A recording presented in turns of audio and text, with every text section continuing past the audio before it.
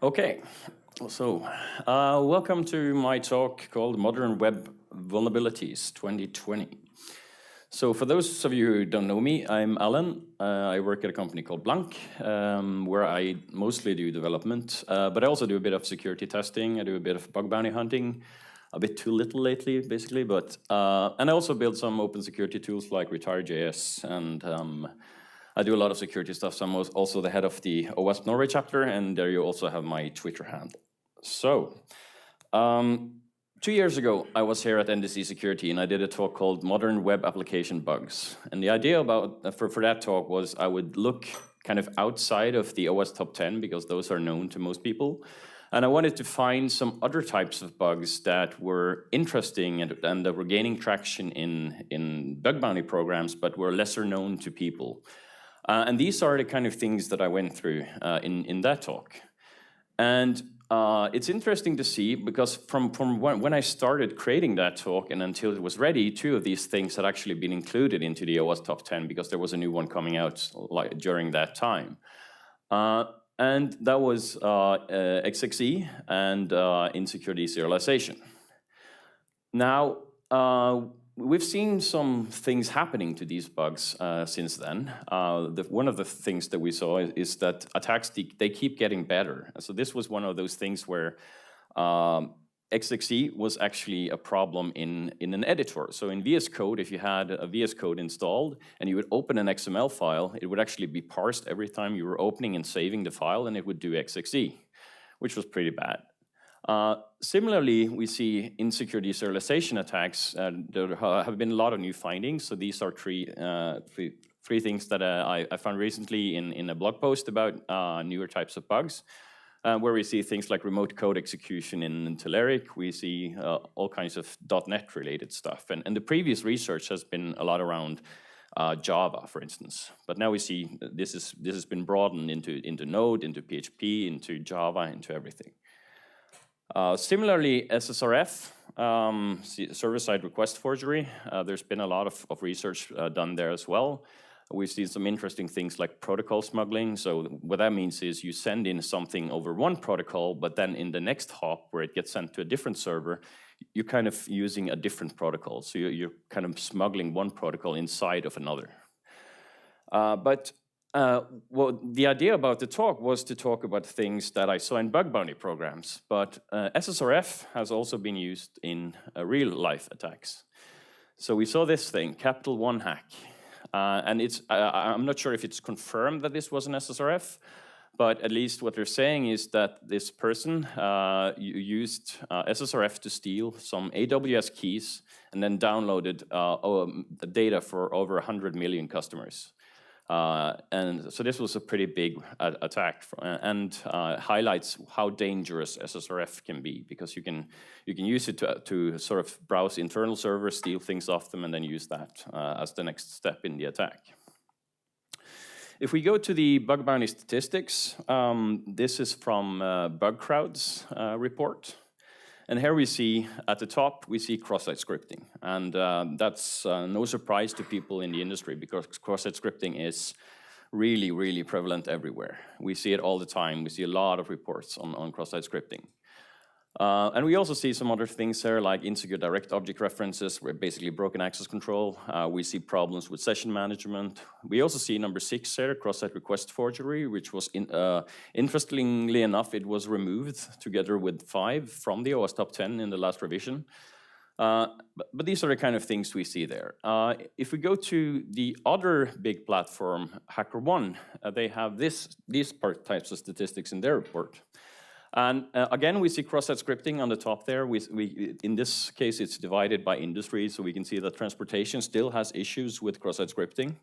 But one interesting thing that popped up when I was browsing this report was this line. So we see actually server-side request forgery is now prevalent enough to make it into the report, and across all of them. So we see the healthcare, they have a bit of a higher percentage than the other ones, but it's like 1%, 1%, 3%, 4%. But it's obviously big enough now that this makes impact. But I wanted to bring you something new today. I don't want to talk about the things that I spoke about last year. I've been asked this multiple times, actually. Are you going to do, like, is this the same talk that we did last time? And of course it's not. I'm going to talk about new things. So what I'm going to do is I've picked 4 different vulnerabilities, and I'm going to try to explain what they are and how they work, and I'm going to do a live demo of each of them, which of course might break, and I don't have a video backup because I'm that stupid. So you'll have to live with maybe one of the demos failing. So the first thing is something called ESI Injection. So ESI Injection is around edge side includes. So it's something we see in proxies. So I'm going to try to explain what it is, but basically this allows us to cache fragments of pages and templates and then combine them in a proxy so we can have more effective caching. So this could be such a template. So we see we have some HTML here, and then we have these ESI tags, ESI include. And so what the reverse proxy will do, it will find these tags, and it will make HTTP queries to look up each of them and cache them individually. So and then can then combine them into a full HTML before returning it to the user. So from sort of a more schematic view, we have our browser. The browser sends 1 request to the reverse proxy, and the reverse proxy in this case sends 4 requests to the backend because we have the template itself and then these 3 requests that it needs to make. So from this perspective, it looks like it's even sending more requests than it has to, but now it can cache them individually, so it can reuse each of the responses in different pages. So it actually becomes a lot more efficient. And in the template, it only needs to fetch that once, etc., etc. So here's a simple demo of that. We can send in a request, and what you see at the top is the rendered HTML. What you see at the bottom is the raw response. So we've now taken this template, we've loaded it from our backend web server through a proxy. The proxy sees these ESI include tags, and it goes and resolves each of them and includes the data in the rendered HTML. So as an end user, we don't see any of these ESI tags. So everything is fine. This is an efficient way of caching fragments. But the problem is that this also allows for different types of attacks. So there are a couple of guys from GoSecure. They were looking a bit into this and different types of reverse proxies and how they were handling different types of tags, looking at how this could be abused as an attacker. So as you can see, they published 1 blog post in 2018 and then a new one in May last year, where they kind of building on their previous research. So ESI injection is basically if an attacker is able to inject these ESI tags. So if I can send something to the backend and have it return an ESI tag, then I can affect how the reverse proxy will handle my request. So this could be either injecting a tag, or it could be actually uploading a file that contains an ESI tag. So let's do a schematic of that as well. So we have our browser, and we have our reverse proxy, and we have our backend. So the request comes in, it loads some kind of a page, which it's returned, and this time it has been modified by the attacker, maybe by injecting something, and ends up making a new request to something that wasn't intended. So it's kind of like server-side request forgery. We're somehow able to make one of the backend systems make a request that wasn't intended, and include that, and then return it to the end user. So on this server that I'm running, I have an Apache server status page. If I try to load that directly from the browser, it's going to say not found, because I don't want to expose that to the outside. This is only available internally. It's a status page where it lists a lot of URLs and things, and I don't want anyone outside to be able to see it. But our trusted hacker, he tries to do something clever. So he tries to upload a PNG. And in this PNG, in the metadata of the image, in the EXIF information, the attacker has included one of these ESI tags. And in this case, the ESI tag tries to include the server status page, and this time from the inside, from internal, so it should be able to reach it. So let's try this. We have maybe on this weather side, we could like upload pictures of what's the weather like in your area, and we could upload files, and the attacker does this.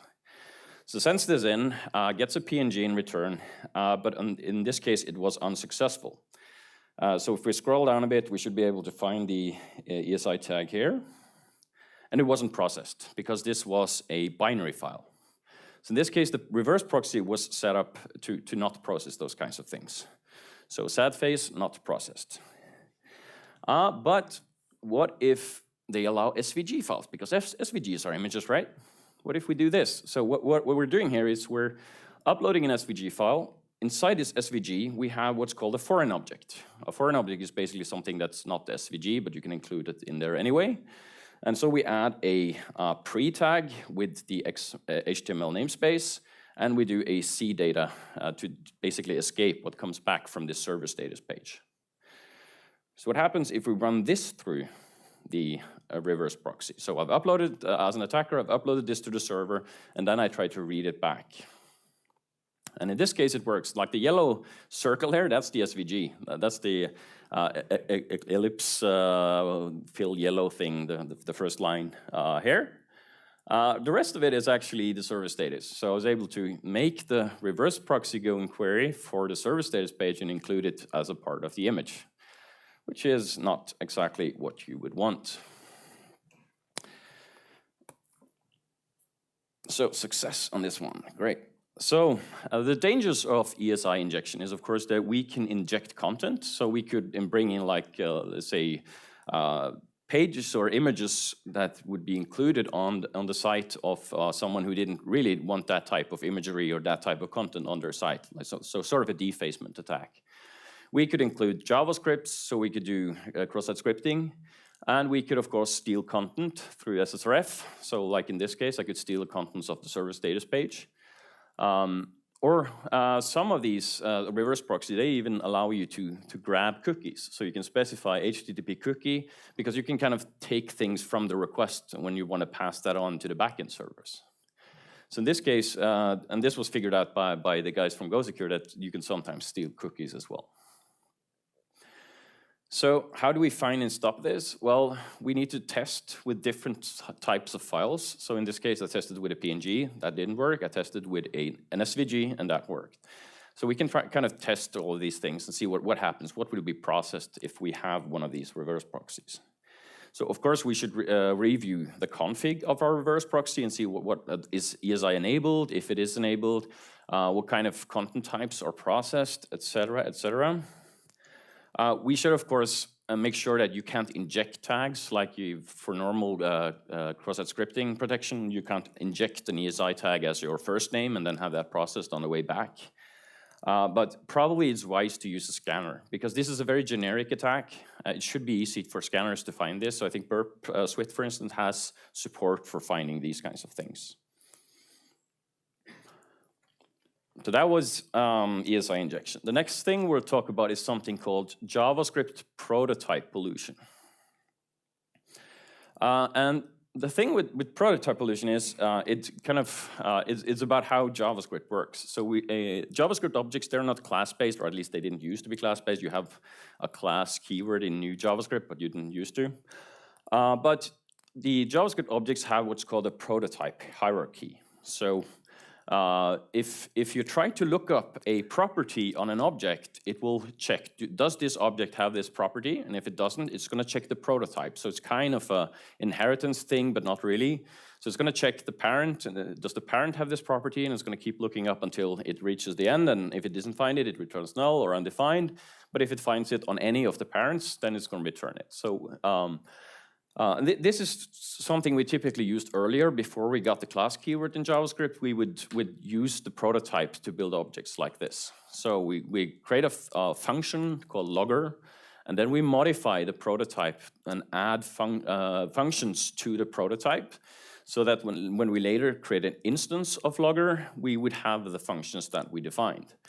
So we can see how that works. So we create a new logger, and then we check the prototype of the logger, and we can do this with __proto__. That gives us the prototype of this object. So this is going to be the logger, the prototype of the logger. So it has the info warn functions that we defined here. It also has the constructor, which is the one we invoked at the first line here. If we go logger prototype, that also returns the same thing. So logger, an instance where we do __ proto, it will of course be the same as the logger prototype. Those are the same thing. If we ask the logger what its prototype is, then that's going to be the function. So the function is then the prototype of this thing. If we use a string and we ask what's the prototype of a string, it's going to say, well, that's the string prototype, which has length and all these other types of functions and properties on it. So yeah, and of course, if you do string.prototype, that's going to be the same thing. If we do string.proto.proto, that gives us the object prototype. So the object prototype is one higher in the prototype hierarchy. So that's going to be the object prototype, and it has some other types of functions like has own property, define setter, etc. And yeah, same thing here. And we can see that logger, because they're both functions, they also have the same prototype, the function. The interesting thing about prototypes, as opposed to many other programming languages, is that prototypes are mutable. So there's even a JavaScript framework called Prototype that was using this feature a lot. And this is often used to backport features in JavaScript. So for instance here, we're adding the flat map function to the array. If we're using like an old version of JavaScript that doesn't have flat map, we can add it using these kinds of things. So what it does here is it checks if it has the function, and if it doesn't, then it adds a new function to the prototype. So once we've done that, we can use this. So in this case, we have a variable a, which contains the string monkey. If we do a.hello, that's undefined. And then if we add hello to the object prototype, so not to the string prototype, but to the object prototype, so one higher up in the hierarchy, if we now do a.hello, it's going to say world, so hello world. Because basically, it now checks the string object, which contains monkey, and checks, does this thing have a hello? No, it doesn't. Okay, so I'm going to check the next, which is the object, or the next one in the prototype hierarchy, which is the object. And object does have a property called hello, so we can find it further up. And now we've added it to everything, so we've kind of contaminated the whole thing. So even an array now has .hello, a number has .hello, and we can even do a.hello.hello because a.hello returns a string, and the string also has the hello, so you can go on as long as you want, basically. Very useful. Some of the things we're often doing when we're writing JavaScript code is we have these defaults as an object. So in this case, we have timeout 100, and we've stored that in defaults, and then we allow the users of this API to override the values. So we take in options, which is by default an empty array, and then we merge the defaults and the options into settings, and that's the object we're using. So any user of load data can specify this options object and say timeout is 1,000 milliseconds instead of 100, and then we'll use that because we'll kind of overwrite what's in defaults and create a new object with these values. Other things that we're doing a lot in JavaScript is truthiness. So truthiness is a way to check if something is set.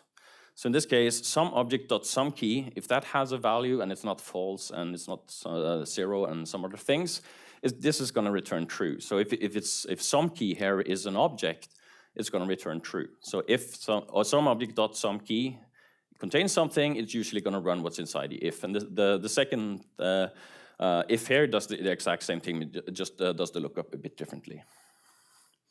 And these things are often the reason why we end up, these two things together are some of the reasons why we get these problems with prototype pollution.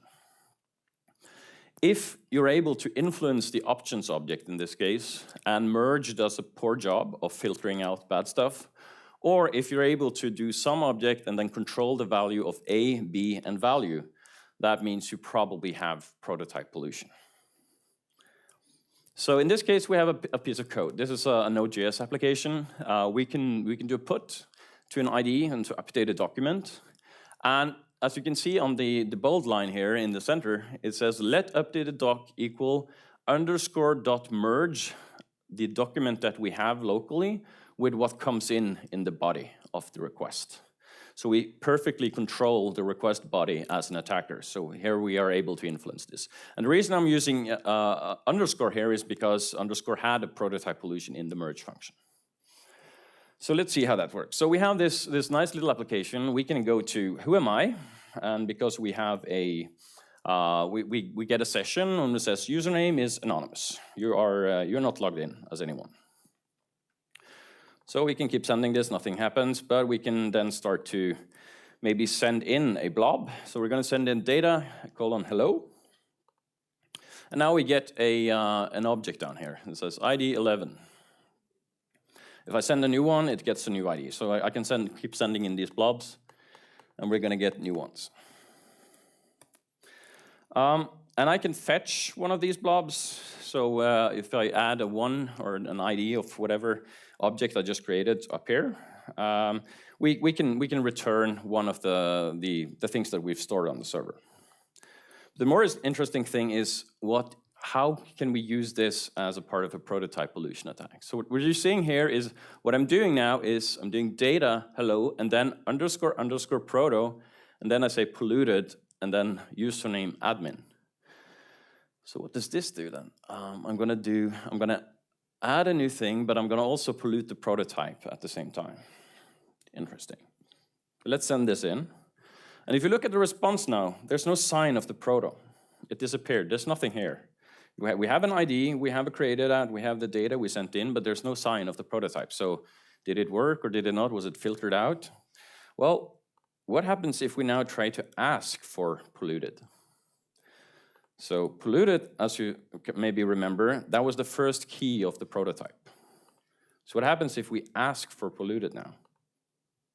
It returns the object we sent in, username admin. So maybe when it tries to look up a document with the ID given in the URL, it's looking up now and it finds the thing that was polluted instead of an actual ID. Can we use this in a different way? What if we set the session ID to polluted and call the whoami function again? Username admin. So we're now able to pollute, we polluted the object. In this case, we polluted the object itself. So now any lookups on arrays or maps on the server, they would actually now return things that were on the object prototype instead of the actual object where the sessions or the documents were. So this is kind of a contrived example, which I created, where we're kind of looking up things in simple objects in JavaScript. And it's really interesting to see what this can be used for, because if you can pollute the prototype, you can start overwriting things.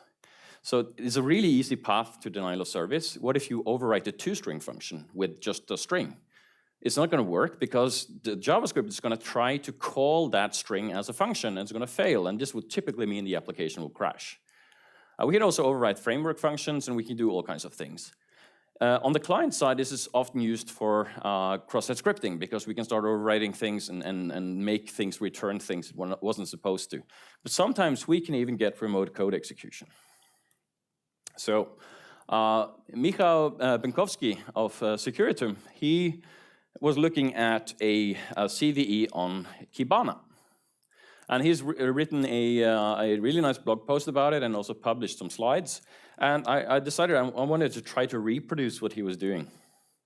So this is actually Kibana. This is not an image. This is actually Kibana in this iframe. And here I have what's called a Timelion. So you can, I'm not exactly sure what it's used for. Oh yeah, invalid cookie header. I tend to get that once I start polluting things. I'm just gonna delete the cookies. This happened earlier today as well. So luckily I know what's wrong. Let's try again and just refresh this page. And now I can do this. I can modify, just add some random text here. You can see that it's updated in the picture below. And what was figured out was that this field here was a place that we could do prototype pollution. Because we could do label.proto and then start polluting the prototype and just send that in. So I'm not going to do that from this page, I'm going to do it from this page. Because what I'm doing here is I'm using what Michael found, and I'm gonna inject some stuff. I'm gonna explain what's happening here in just a second. The first thing I'm gonna do though is I'm gonna bring up a little console here. I'm gonna say I'm gonna listen on port 1337, and if you look here, it says dev tcp evil.hacker 1337. So that's gonna go to this shell that I just set up. And I'm gonna remove this X, because if I had that there, it would actually trigger it all the time, and it wouldn't be be able to show you the previous page, because it kind of breaks things. So I'm gonna do this. I'm gonna hit the play button, and as you can see now in the image, it says object instead of a string. Now, the interesting thing is what happens when I press this canvas button. So that starts loading, and things are just, yeah. What happened here? Oh, Kibana, I'm Kibana. And here comes the most interesting thing. I'm gonna quit this shell. So now I'm back at my evil attacker server. I'm gonna start the listener again. Watch what happens now. Bam. Bam. It immediately comes back. It's like, hey, can you please hack me? Please, come on, do this. It's amazing. So what did this attack actually do? So what Michael figured out was, in Node, if you add Node options as an environment variable and you do --require, you could add you require in a JavaScript as a part of that. And so what this top line here does, it says, when Node starts, please bring in this JavaScript file that's called proc_self_environ. So proc_self_environ is the process's own environment variables in Linux. So it's like a file that just contains all the variables, as you can see downstairs or below here. So when I start Node, and the reason why it's AAA is to make it start at the beginning of the environment variable. It's going to be the first one. So you can see what happens here. It takes a console.log and adds AAA equals console.log // so it comments out the rest. So what happens when Node starts, it brings in this file and says, oh, well, AAA is a variable, and I'm going to run console log, so that's why you get the 1, 2, 3 up here. So that's what Michael used on this in this attack. If we go back here, we see first he used the prototype to contaminate the environment variables of the process, and added this require child process access bash, and then created a reverse shell to evil hacker 1337, and then commented out the rest. And then he did another prototype solution where he added this node options thing and required this file. It's a pretty neat attack. It's a pretty good research, I would say, in a way to break Kibana in this way. So how do we avoid these kind of prototype pollution attacks? Well, instead of using objects to store things like I did for the documents and the sessions, we can use map. So map doesn't have the same problems with like lookups, because if you try to look up a key in a map, it's not going to return what's in the prototypes or in the hierarchy. It's just going to say, do I have this key or not? And if it doesn't, then it's not going to return anything. We can also use hasOwnProperty to check if a property belongs to the current object or if it maybe belongs further up the prototype chain. There's also a way to do freezing of prototypes. So we can say this prototype here, you're not supposed to be allowed to modify it anymore. But this can be a problem because there might be some frameworks that you're using that are actually modifying the prototype because they're going to add stuff to it. And we can, of course, use JSON schema validation to avoid like these __ proto things coming in to begin with. But try to use maps, for instance, for things that you want to look up keys in. So next thing, this is a report from HackerOne. Node.js third-party modules. So that's a program on HackerOne where you can report problems with Node.js modules. And that's actually a quite popular program. They don't pay out any money to the people finding things, but it's a good way to like earn reputation in the HackerOne space, so you can be invited into private bounty programs. So in this case, there was a module in Node.js called upmerge, And upmerge had this exact problem that it would merge in prototypes. It wouldn't like remove these underscore proto things when it was doing merging of objects. Of course, nowadays we have merging of objects built into the JavaScript language itself, so we don't really necessarily need these kinds of things anymore, but at least there have been a lot of these types of utilities tools that have had these kinds of functions that have been vulnerable to prototype pollution. Data APIs has gone wrong. This is kind of a weird topic. So one of the common problems with the APIs that we're currently building, the REST APIs that we're building, is when we want to modify the front end, show data in a different way, we have to go back to the back end and just modify things and add new requests and responses. And this can be kind of cumbersome. And sometimes it means that we're gonna make a lot of requests to the back end unless we modify the REST API. So what if we could do this in a more clever way where we could kind of let the client decide what it wanted to do and create some kind of a query language? People have attempted this, but in this case, let's look at a simple REST API. In this case, we have a list of soccer players. So get the top 100 players. And what we get in response is now the name of the soccer player and the ID.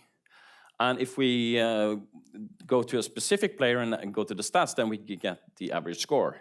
So if we wanted now to list the top 100 players with their average score, we would do 101 requests, because we would first get the list, and then we'd have to go for each and every one of the players, we would have to go back and get the stats to get the average score. So that's a bit of a drag if we would hammer the server for just showing one page. And so a lot of people have been trying to figure out how can we do this in a more clever way. So through the years, there have been some interesting ideas. This one, for instance, which a former colleague of mine found, SQL to JSON.asp. It does exactly what you think it does. You from the server, from the client, from the browser, you can send in an SQL and it will bring back the data. Ah, super. This is so dynamic. I can bring in everything. Super. Except, of course, the hackers can do the exact same thing and maybe delete the database or something like that. So this wasn't a really good idea. Seen this as well. Being able to write SQL statements in SOAP. At least this would probably be between two backends, so it wouldn't be exposed to the outside, but still, it's a really weird idea. No. And some of the problems with these APIs is you often get broken access control because, of course, with the SQL thing, you could query anything. You often get problems with insecure direct object references, which means if you have the ID of an object in the database, you can get the data. There's no authorization going on. You might be able to overwrite read-only fields because, well, the access control is still broken, or even get access to unauthorized data. So someone came up with something called GraphQL. So GraphQL is a way to do queries from the clients without using SQL. And you could serve multiple queries in one request as well, which is quite nice. But the thing is, interesting little encoding error here. Sorry. Any sufficiently advanced technology is indistinguishable from magic. That's what Arthur C. Clarke said. And that's the thing. Once we start using frameworks that are doing all kinds of weird things, what happens? Do we understand how this actually works? Do we? This has gone wrong so many times where people will use a framework that's doing something and they don't really understand what the framework is doing, and they don't think about the consequences. So we've seen this a lot in GraphQL. We've seen insecure direct object reference. You're able to access an object you're not supposed to. We can have insecure links between objects, and I'm going to show you what that means in a second. And we can have exposure of unintended fields. So this is graphical. This is a UI for GraphQL. So if you install GraphQL on a server, then you can add graphical to be able to query things. And for some weird reason, whenever I render this in the slides, everything is kind of hopping into the numbers, as you can see. So I'm just going to do a reload of this frame. then things look better for some reason. I don't know why. So in this case, we have this, this message I can send in, and I get back some messages. And the cool thing about a GraphQL is we can modify this. So we can say, okay, I don't want the sender data anymore because I don't need it. And then the query goes to the server looks it up, and then, okay, I'm not gonna bring this anymore. We can also remove the recipient because we don't need that. Maybe we only wanna list actually the contents of the messages. And there we go. And what's also interesting is you get documentation. So you can look at the schema. So in this case, we have a query, and the query we can either ask for a message with a specific ID, which is an int, or I can ask for a list of messages, which would probably return my messages. And a message contains an ID, content, recipient, and sender, as we saw. What's a user? Well, a user it has an ID, a name, and messages. That's interesting. Let's see if we can do something with that. So we're going to use now the other query, so we can look up a specific message by an ID. So ID 99 in this case returns this, and this is my message. So I'm going to try to load instead message number 100. So I didn't have an insecure direct object reference, because if there was, I might be able to get that one. But it says message with ID 100 does not exist or access is forbidden. Maybe it does exist, maybe it's just me not being able to reach it. Now this thing with links comes in. Very handy. So instead of trying to load the message directly, maybe I can load it through something else. So I'm going to load the previous message instead. My message, which is 99, which was sent by someone. And then I'm going to take the sender, and I'm going to ask for the messages of the sender. So I'm traversing the graph. And now I'm getting this interesting message, which has ID 100. It says, your new password is, which I wasn't supposed to get. So this is the way we traverse the GraphQL graph and might be able to reach objects we're not supposed to see if access control is broken, which it was in this case. So I couldn't do it directly. I couldn't load the message directly. It says does not exist or access is forbidden, but I could still see it though if I went through the graph and found it in a different way. And we've seen quite a lot of these on HackerOne lately. So, and the funny thing is many of them have been reported to HackerOne for HackerOne. So see, this one was reported to HackerOne. And you can see the bounty. $20,000 was paid for this one. In this case, once again, in this case, the bounty hunter was able to traverse the graph to find things that wasn't supposed to be able to see. So confidential data of users and limited metadata of programs and reports accessible via GraphQL.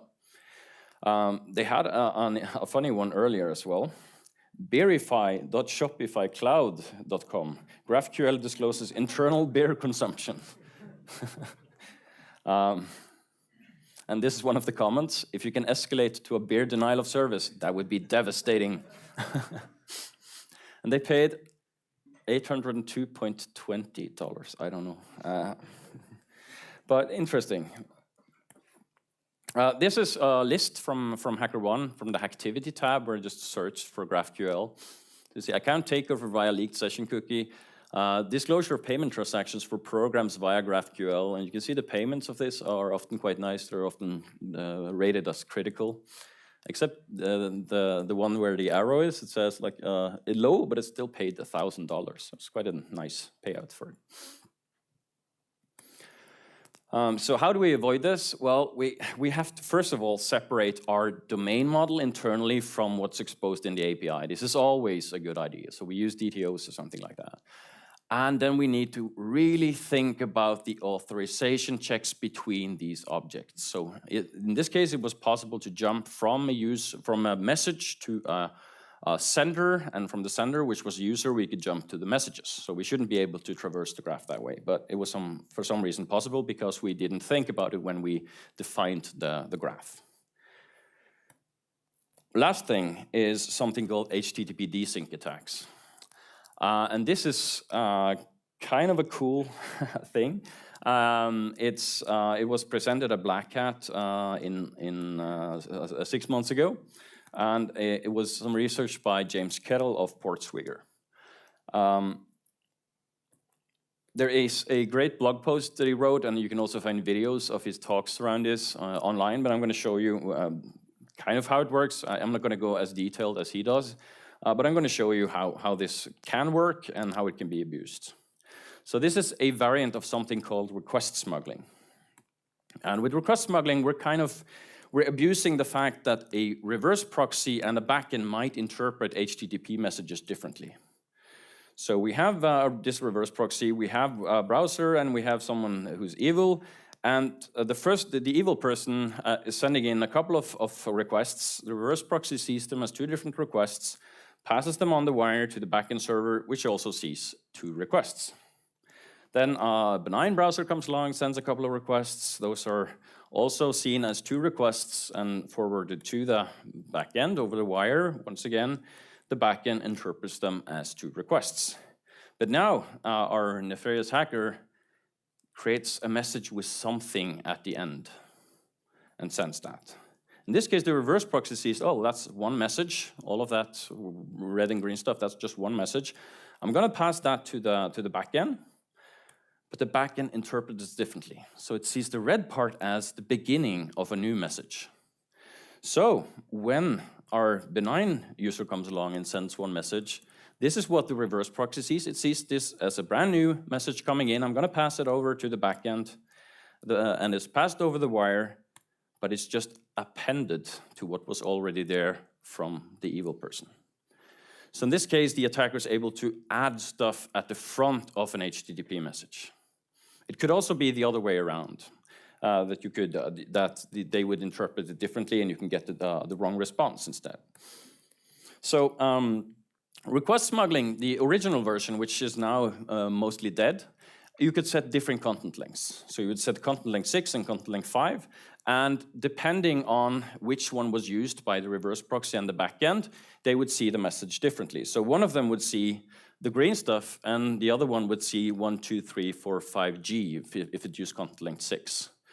So we would get an error if the backend, let's see, the front end or the backend used the 5, and then we see the next one starting with G post, which is not a valid verb. There's another example where we kind of add a brand new request at the end. So one of them would see 1, 2, 3, 4, 5, and the other one would see a brand new request, and the next request coming in would be appended to the second requester. But this is mostly dead, because if you get two content length headers, most frameworks and reverse proxies and things like that, they will just reject the message and say, hey, there are two content lengths, what's going on? I don't want this. But there's something called HTTP chunked transfer encoding. And when you're using chunked transfer encoding, the data that you're sending as a part of the body of the HTTP message is divided into 0 or more chunks.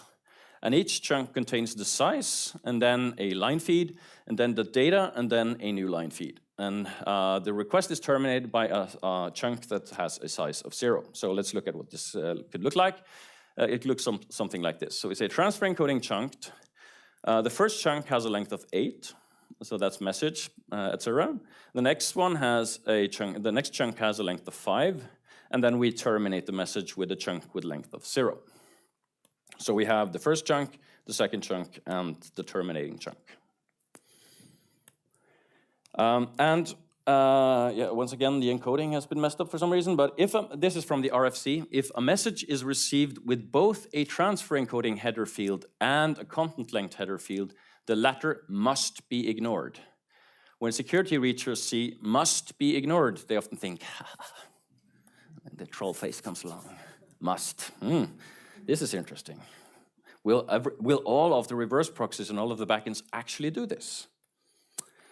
So a desync attack is basically a request splitting or request smuggling attack where instead of using two content length, we're using content length and transfer encoding.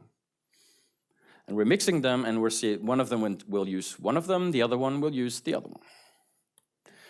So in this case, we're sending in a request that says content length 4. So that's going to be 31 plus the /r/n.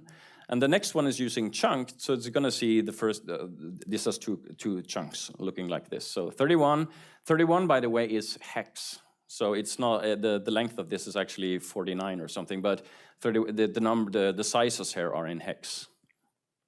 So one of them will see this as a single request, the other one will see these as two requests. So this is what one of them will see. So what if we did something like this? Post message, and then we use a content length of 57 for one of them and chunked for the other one. And then we add delete message 1 and then x-garbage.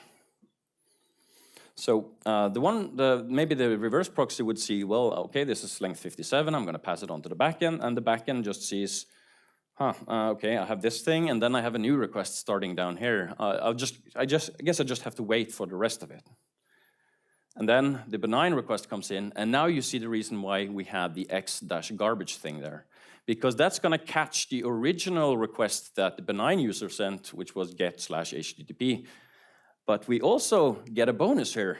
The cookies from the benign users are added to the request sent by the evil attacker. So now we get delete message, and we can just ignore the second line, and then we get the cookies, and this would pass through to the backend, which might then end up deleting something it shouldn't. Nothing is fun with things like this without a proper demo. So let's do this. This is the benign user. The benign user can send a message and get some data back. And to make this really clear, I've added, like the response body just says, this is a request to slash via HTTP GET, and the request headers were connection keep live cookie 123 host nginx backend. So that's what the backend saw, not the reverse proxy, but the backend saw. Now we have our evil attacker, that's why it's red, of course, sends in this thing with content length 36, transfer encoding chunked, and then there's this delete admin PHP thing going on. So we're gonna send this in, and we see what we see down here is, well, this is slash via HTTP post, and the request headers were transfer encoding chunked, content length 36, so it saw both of them, connection keep alive, host nginx backend. We see no signs of this admin thing yet. But if you now go back to the benign client, what happened now? I sent it again, just this thing that you can see on the top. But down here it now says, this is admin.php via HTTP delete with the cookie. And you can also see I just had instead of x garbage, it just was x in this case. So there you see the original get, which you can see all the way in the top. You can see that down at the X there, so that kind of commented that out in a way. And then the attacker was able to add this thing to the front. There are different ways of interpreting this. SpiderSec have created this cheat sheet here. So you have these things called CLTE, TECL, etc. That's transfer encoding content length. So either the proxy interprets the transfer encoding as chunked and the backend uses the content length, or if it's CLTE, then the proxy is using the content length and the backend is using the transfer encoding. So this is a really great cheat sheet to understand. You can also see the content length thing, the old one that doesn't really work that much anymore. And down here you can also see TETE. One of them is using content length 4 and then transfer encoding chunked, transfer encoding cow. So just try to obfuscate it a little bit. James Kettle did some work on this too. So he figured out that some of the systems, they would look for chunked. They wouldn't see if the transfer encoding was chunked. They would see, does it contain chunked? So x-chunked does, so some systems would interpret that as chunked. You could have a space in front of the colon. You can have a space in front of the header. You could have multiple, so like this is like the cow thing where you have chunked and then something else, and they might interpret that differently. You could have a tab in between, and they might interpret that differently. So these are all kinds of tricks that he found that would fool different types of systems. You could also even have /n between two headers. Headers are supposed to be terminated by /r/n, but some servers would interpret this as a new header, and some would interpret this as just a part of the original header. So these are kind of tricks that James figured out. And even just adding it on a separate line sometimes works for some reason. So how do we detect this? Well, we have to fiddle with this. We can try around different types of headers, add content lengths and add chunks to see what's going on. James Kettle works for Burp Suite, and Burp Suite has now a plugin called the Request Smuggler extension that can help find this thing. But of course, patching your reverse proxies and patching your backend software is very wise here, because it's really not something that we as developers should fix. It's something that needs to be fixed in the frameworks, it needs to be fixed in the web servers, it needs to be fixed in the reverse proxies. So unless you're doing your own HTTP parsing, which you probably shouldn't, then maybe check if your software is affected by this. While working on this talk, I was in contact with James Kettle, because I was trying to make the demo that I just showed you, and I noticed something weird. Like the plugin that he had, it wasn't actually able to find this problem that I could easily. You saw how easy I could reproduce it, but the plugin that he created did not find it. So I contacted him and I said, hey, I found this thing, maybe you want to look at it? And he said, yeah, of course, yeah, I'm going to look at it. And then we went a bit back and forth, and it ended up with him writing a new blog post, and with my name in it, because, well, there's a new method of finding this thing, and we found this thing where it doesn't work. And so he added some new options to this plugin to be able to find these types of things that I was showing. Because in this case, we used the Apache traffic server for the demo, and it's super weird. It just like randomly uses the content length or the transfer encoding, and it's just a horrible mess. And I have no idea how it actually works. But we were playing a bit back and forth with this. And once we found it, we kind of thought, well, maybe we should test this also in some bug bounty programs. And I was hoping to be able to show you the full thing today, but it's still, I still can't show the contents of what I sent in. So I reported this to one company that gave me a $500 bounty, but they also said, hey, this is not really our problem, it's our provider's problem. So I had to report the same thing to their provider. And the provider, this is a message from that program. It says, sorry for the delay here, the team just got back to us. The issue is fixed for client, but the team is waiting for the release of the CVE to close this report. So I don't know what's going to happen there, but it's going to be interesting to see the end result of this. I was hoping, as I said, that this would be ready for today, because I reported this back in November, but this is the last message I got from them. So maybe I'll publish something on Twitter once this is released, just so you know. Some people that I like to thank for this this thing here, this presentation, all the people doing amazing research like James Kettle and the guys from GoSecure and Michał, and also Alex Brazetvik, who tipped me about prototype pollution, and also Thomas and Stola, who's given me a lot of feedback on what types of bugs are interesting to present and things like that. If you want to learn more about different types of newer bugs, etc., Portswigger now, they have this blog where they have the top 10 web hacking techniques of 2019 nominations open, and there's a huge list of things that are really interesting. Some of the deserialization links and XXE links I showed at the beginning of this talk are from that list, so you'll find a lot of interesting stuff in that list. And that's it. Are there any questions? So regarding the ESI thing, if you're doing like a black box pen test or bug bounty hunting, what are sort of some of the indicators that you should start testing for ESI? So the question is, if you're doing a pen test or a bug bounty, and what are the indicators that you have found an ESI problem? And yeah, how do you start testing for it? First of all, you have to figure out if there's a reverse proxy. But then you can start injecting things. And I think Burp does this automatically. It tries to inject things in fields and sees if it comes back. So you could use Collaborator, for instance, and say, hey, please try to include this external link. So Collaborator, for those of you who don't know, that's a Burp feature where you can, if it does a DNS query or an HTTP lookup to a uniquely generated URL, you'll get a ping. It says, hey, someone tried to resolve this DNS name, or someone made an HTTP request to this unique domain name. So you can kind of inject that into your payload and see if it ever tries to resolve it.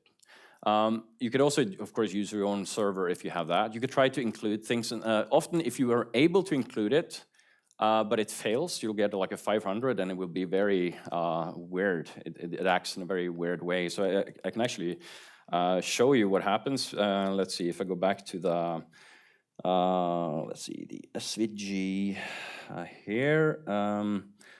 Yeah, oh, sorry, I deleted that file. I had a file where I just modified the ESI include a little bit, and then you just get like a very generic 500 back because it failed to parse the ESI thing. So that's so I would try to include to add tags, and I would see if they come back. If they're disappeared when it comes back, then they are either filtered or they're actually executed and they're hidden from you.